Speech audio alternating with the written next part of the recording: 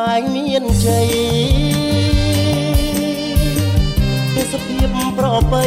រយមរំពងក្លិនខ្លែបុប្ផារីកស្រស់រ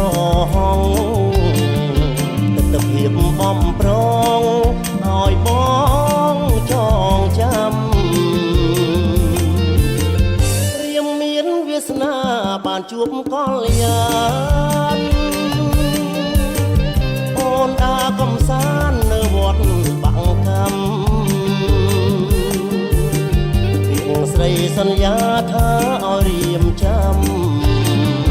រសៀលម៉ោង5យើងអុចទូកផ្សងនៅមុខព្រះពុទ្ធយើងលុបចុងគង់អុចទូកបួងសួងឲ្យដោយបំណងបួងសួងសច្ចាបែបនហើយសងឲ្យបានគូក្រងលុះអស់សងខា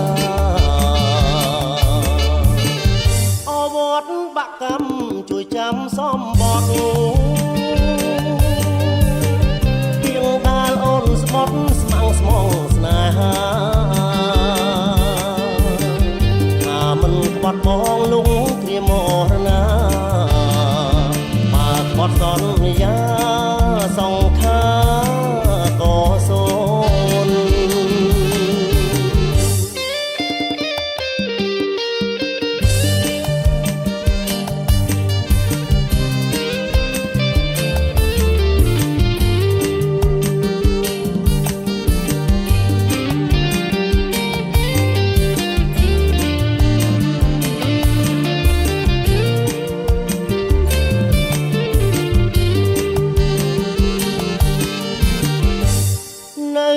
មុខ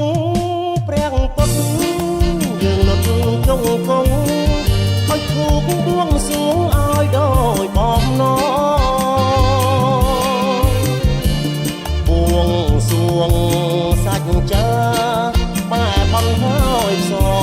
ងឲ្យបានគូក្រងលុះអស់សង្ខា